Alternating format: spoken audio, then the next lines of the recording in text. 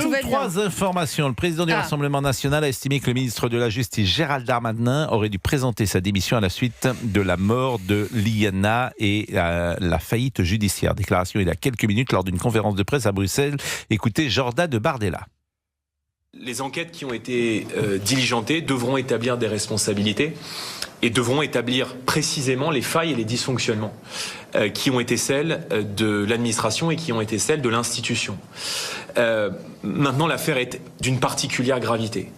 Et au regard de ce contexte, le chef de l'administration, c'est-à-dire le ministre de la Justice, aurait, à mon sens, dû, par honneur, présenter sa démission au président de la République. Voilà, par honneur et par décence, pour admettre et reconnaître que l'État qu'il représente et que l'administration qu'il dirige n'ont pas été à la hauteur.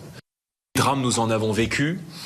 L'affaire Philippines, l'affaire Lola, plus récemment l'affaire du périscolaire. À chaque fois, l'État est incapable. Et l'État a failli à protéger les Français et a failli à protéger les populations les plus vulnérables. Donc tout cela oblige tout le monde à un examen de conscience. Nous avons indiqué depuis de très nombreuses années qu'il fallait changer de philosophie en matière judiciaire, en matière pénale. Il est plus que nécessaire de renforcer de manière considérable les moyens qui sont donnés aux magistrats et les moyens qui sont donnés à la justice pour effectuer son travail convenablement. Bon, la deuxième partie, on peut l'entendre, effectivement, il faut repenser la justice, et puis il y a beaucoup de réflexions à avoir, il faut évidemment plus de moyens. Il y a trois choses, et ces trois choses me paraissent importantes. Plus de moyens, juger les juges, et enlever l'idéologie ou la politique. Voilà, les trois grands secteurs sur lesquels il faut intervenir. Il ne faut pas mésestimer l'absence de moyens non plus. En l'espèce, dans l'affaire Liana, ça ne compte pas. Cet argument ne compte pas. Mais en revanche, lorsque j'entends, je cite toujours le même exemple, le procureur de Meaux qui est venu ici, qui est un homme remarquable, un homme engagé, qui nous explique qu'il a 15 magistrats dans son parquet de Meaux, alors qu'en Allemagne, il en aurait 35, eh bien, j'entends cela. Là, c'est une faute de moyens. Voilà, j'entends cela et je me dis, qu'avons-nous fait de notre argent ? On le redistribue en social et le régalien passe derrière. Et c'est dommage, donc il faut repenser cela. Sur le fond, pourquoi cette intervention, selon vous, de Jordan Bardella ? Alors déjà, je note qu'il ne dit pas la même chose que Marine Le Pen. Ben voilà. C'est-à-dire que Marine Le Pen, elle ne demande pas la démission de Gérald Darmanin. Il y a eu les mêmes divisions d'ailleurs au sein de la France Insoumise, tout en fonction du député LFI que vous aviez devant vous. Enfin, je parle pour les autres médias. Il ne demandait pas la démission de Gérald Darmanin, ou il a demandé. Donc il y a une forme de division sur ce sujet. Bon, après, c'est de l'ordre du symbole, parce que... C'est pas de la faute de Gérald Darmanin, tout ce qui se passe. C'est-à-dire tout remettre sur Gérald Darmanin. Pardonnez-moi, je termine sur cette affaire de division. Les médias vont scruter les différences de sensibilité ou de position entre Marine Le Pen et Jordan Bardella. L'un et l'autre le savent. Ils n'attendent que cela, de montrer que l'un ne pense pas comme l'autre. Donc, je peux pas dire, ce n'est qu'un symbole. Non, mais je voulais dire la démission, enfin demander la démission de Gérald Darmanin, c'est un symbole. Oui, par rapport à l'affaire. Voilà, par rapport à l'affaire. D'accord, bien sûr, vous avez raison. Alors là, d'accord. Ensuite, sur les divisions, effectivement, vous avez vu que la presse a commencé à en faire ses choux gras. Oui. Sur notamment la réforme des retraites. Jordan Bardella qui disait, selon plusieurs papiers, qu'il fallait arrêter avec la politique du Rassemblement national sur la retraite, voulant une réforme. Alors, à un coup, c'était 60 ans, puis c'est passé à 62, et que c'était plus possible. Et puis, visiblement, en interne, Marine Le Pen mais dans dit... Dans le fonctionnement, Oui. est-ce que lorsque Jordan Bardella parle, tout ce qui sort de sa bouche est validé par Marine Le Pen? Bien sûr que non. Marine Le Pen est la chef. Non, mais ça, on a déjà eu cette conversation, parce que c'est comme quand on avait eu cette conversation sur la une de Paris Match. Ouais. Marine Le Pen n'a absolument pas validé la une de Paris Match. Ça peut pas fonctionner. Mais voilà, non, mais parce qu'elle est extrêmement loyale, il y a quelque chose de ça ne peut pas fonctionner si effectivement Jordan Bardella s'affranchit de la position de celle qui dirige le RN. À mon avis, il va y avoir un moment... Déjà, c'est lui le président du Rassemblement national, petit 1, et petit 2, excusez-moi, mais Jordan Bardella, il sait très bien que Marine Le Pen joue gros le 7 juillet. Donc il prend plus de liberté parce qu'il a besoin, évidemment, déjà de se préparer, de marquer ses différences en vue du 7 juillet. Et si le 7 juillet, c'est lui le candidat, c'est aussi lui le patron, hein.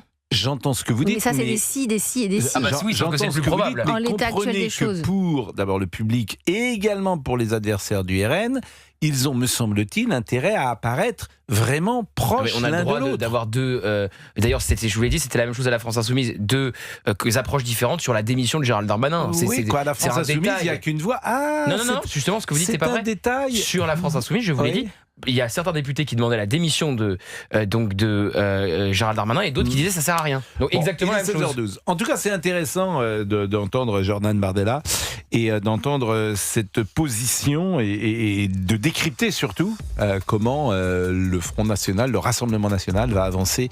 Alors évidemment, le 7 juillet change tout. Ou pas. Si c'est lui le candidat, c'est lui le patron. Hein. Exact. Mais c'est pas le cas aujourd'hui. Donc il a ça dans un coin de sa tête. C'est-à-dire que si vous êtes numéro 2, mais vous savez que le numéro 1 potentiellement il peut sauter, vous savez que voilà, la place de numéro 2 se rapproche dangereusement de celle du numéro 1. Si vous savez que celle du numéro 1 est en train est compliqué, voilà, qu'il est en danger quoi, qu'il y a danger quoi. Qu'est-ce que vous voulez dire que ces jours sont comptés. Non mais c'est la vérité. C'est intéressant comme position. Donc quand vous pensez que le numéro 1 est en danger, vous le numéro 2, au lieu de l'aider, vous préparez à être numéro 1. C'est ça ce que vous êtes en train de me dire. Exactement. Je dis pas c'est ce qu'il faut faire. Non mais au moins c'est clair. Il n'y a pas d'ambiguïté. C'est clair, il n'y a absolument aucune loyauté dans tout cela. C'est du décryptage. Aucune. C'est chacun pour soi. Aucune. Chacun pour soi et je prends ma carrière en main. Finalement, il faut mieux rater l'avion parfois. Il est 16h13. Il est 16h13. À tout de suite. Merci d'être à l'écoute d'Europe 1. Excellente fin de journée. Nous sommes le jeudi 11 juin 2026 et vous écoutez Pascal Praud et vous. C'est sur Europe 1. Que se passe-t-il, Laurent Tessier? Vous me parlez d'Eliott Deval. Qui est en ligne avec nous. Ah, Eliott Deval. Mesdames, Messieurs, bonsoir. Eliott Deval est en train d'entrer avec sa jolie fiancée. Alors, vous êtes fiancé et vous n'êtes plus à l'émission, vous êtes en retard, mais franchement, c'est lamentable. C'est lamentable. Vous c'est êtes la où? soufflante en direct. Vous Mais êtes je où? suis sur le périph', je suis avec Samina Seri, le taxi où il fait du 300 km/h là, ça rigole pas. À quelle heure avez-vous pris votre train? Je vous demande même pas d'où vous venez. Votre avion, à quelle heure a-t-il décollé? Il a décollé avec 1 heure de retard. Eh bien oui, parce que c'est absolument si vous étiez... improbable ce qui m'est arrivé. Non, il n'y a pas d'improbable. C'est-à-dire qu'on part à 9h le matin quand on a une émission à 16h. On va pas au dernier moment. Pour le coup, vous avez raison. Mais bien sûr que j'ai raison. Juste, je vous explique ce qui m'arrive. Allez-y, pourquoi je vous dis que c'est improbable. Oui. L'avion a près d'1 heure de retard parce qu'il y a des exercices militaires dans la zone sud-est de la France, et l'avion a dû faire tout un détour, passer par l'Italie, Gênes, Milan, la Suisse, pour éviter les exercices militaires dans le sud-est de la France. Donc, excusez-moi, je ne sais pas si on prépare la 3e guerre mondiale, mais c'est la première fois que j'entends un truc pareil. Bon, d'abord, si vous nous donnez une information, là, vous êtes pardonné. Si effectivement vous nous annoncez cette guerre-là, tenez, j'ai quelque chose à vous faire écouter.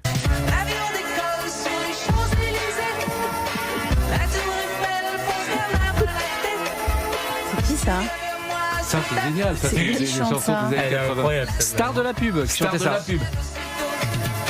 L'avion décolle sur les Champs-Élysées. Magnifique. Bon allez. Alors, je vais vous dire quelque chose. Monsieur Deval, je vais vous dire quelque chose. Parce que moi, je suis un professionnel du voyage. Alors, on se fiche de moi, même dans ma famille. Parce qu'effectivement, j'arrive jamais au dernier moment. Quand je reprends l'antenne le lundi, je suis là dès le vendredi. Et je suis là 2 ou 3... Ah oui, pour les week-ends. Bien. Quand je reviens de vacances. C'est bien les week-ends. Et effectivement... Tu bouges jamais. Effectivement.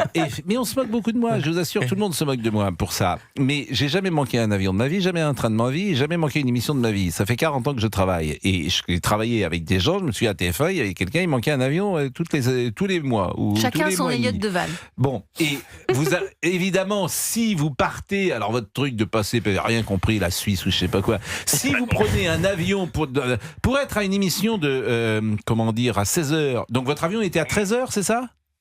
Exactement. On ne prend pas un avion à 13h pour être à une mission à 16, je suis désolé de vous le dire. C'est short. Donc ça ne peut pas arriver à d'autres. En vrai, je défendais Eliott, c'est indéfendable. Mais bien sûr, Eliott, franchement, là, c'est le dernier moment. Donc voilà, donc c'est pas sérieux. Je me fais humilier par le patron en direct. Mais je suis pas patron de rien du tout. Je suis patron de rien du tout. Je suis pas soutenu par mes amis. Je suis pas. Non, tu n'as pas d'amis. Non, mais Eliott au début. Avant la prise d'antenne, on a eu une grosse explication. On t'a soutenu. On était tous unis. Voilà, vous avez une excuse, c'est que Vous êtes amoureux, Elliot. Voilà, oui, alors ça, vous êtes amoureux. Maintenant, il manquerait plus que ça. Bon, non, mais c'est vrai. Vous êtes Pascal est touché par la vie privée, comme tu le sais. Non, mais sérieusement, comme vous venez de vous fiancer, je vous pardonne. D'abord, il faut pardonner. C'est la dernière fois. Voilà, il faut pardonner. C'est la dernière fois qu'il y a des Il faut être dans la culture du pardon. Oui, d'accord. Écoutez, tiens, j'ai un truc pour vous.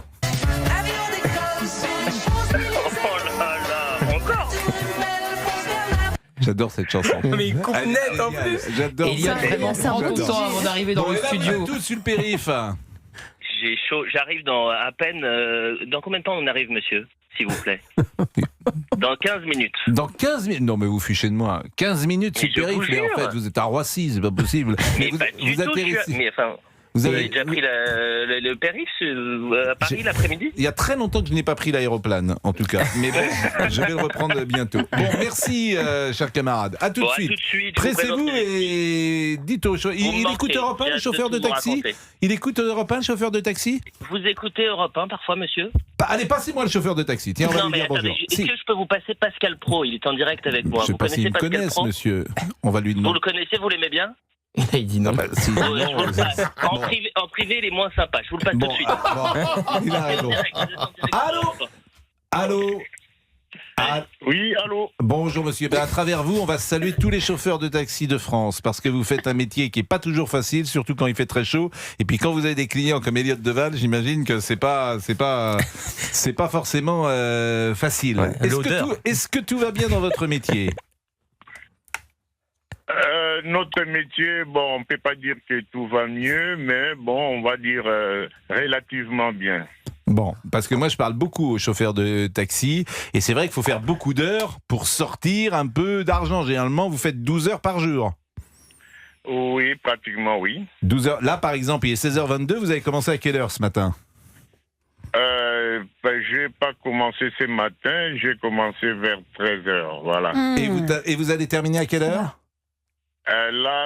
Sur les plans réglementaires, je vais terminer à minuit. Oui. Mais si j'ai besoin de me reposer un peu, je fais une coupure. Si c'est d'une heure, donc ça va me rallonger aussi d'une heure. Et puis, à part ça, il y a aussi les trajets du retour, parce que nous n'habitons pas tous à Paris. Et là, vous habitez peut-être en dehors de Paris. Écoutez, merci en tout cas. Prenez bien soin de Elliot Deval. Et c'était un plaisir de vous avoir tous les deux. Il est 16h23. Je vais vous parler d'Emmanuel Macron. 16h, 18h. Pascal Pro sur Europe 1. Je rappelle ce qu'a déclaré Emmanuel Macron hier. On ne répond pas à un drame par des cris. La précipitation et la démagogie sont des réponses qui ne sont pas à la hauteur. Est-ce que vous diriez que c'est une nouvelle petite phrase d'Emmanuel Macron à Elisabeth Assayag? Une énième petite phrase d'Emmanuel Macron. Et qu'est-ce qu'elle révèle? Mais il n'y a aucune empathie. Alors, autour de moi, j'ai un petit peu discuté avec mes collaborateurs, etc. La première réaction, c'était « Ah, mais on voit qu'il n'a pas d'enfant ». Mais je ne suis pas du tout d'accord avec ça. C'est-à-dire qu'on peut ne pas avoir d'enfant et avoir une forme d'empathie. Je trouve que c'est une énième... J'ai beaucoup entendu cette phrase aussi. Tout de suite, on réagit comme ça. C'est ce qui nous vient à l'esprit. Non, c'est inadmissible ce qu'il dit. C'est un manque de respect pour les victimes, pour la victime. On est en train de découvrir quasiment un réseau, toute une famille de père en fils de pédocriminels, et il ne faut pas faire de bruit, mais on devrait hurler, on devrait tous être devant tous les palais de justice, de crier dans la rue le soutien à cette jeune fille, à sa famille, et donc oui, on devrait hurler. Donc c'est inacceptable. Je suis comme Elisabeth, j'entends beaucoup cette phrase, il n'arrive pas à se transposer parce qu'il n'a pas d'enfant, mais on peut évidemment être touché par l'histoire de la famille de Liana sans avoir d'enfant. Lui, il a vraiment, véritablement un problème avec les victimes et avec leur famille. Il n'y a jamais eu d'empathie, même par exemple pour la veuve du gendarme Comines qui explique avoir croisé Emmanuel Macron et qu'il l'a à peine calculé. Et ça a toujours été comme ça, c'est-à-dire que la fois où il a réagi, je pense, le plus sévèrement, c'était après la mort de Naël. C'est-à-dire qu'il a réagi beaucoup plus sévèrement après la mort de Naël, inexcusable, inqualifiable, plutôt qu'après la mort d'Elias. Après la mort d'Elias, on a entendu quelque chose? De Lola, etc. Donc c'est-à-dire que c'est proprement insupportable parce que pourquoi Liana est une affaire politique? Parce que ça aurait pu être empêché. Comme Elias, ça aurait pu être empêché en raison de la césure. C'est-à-dire qu'on vous juge dans un premier temps, on vous condamne dans un second. Comme Philippine et Lola, parce que c'était des personnes sous OQTF qui n'avaient rien à faire en France.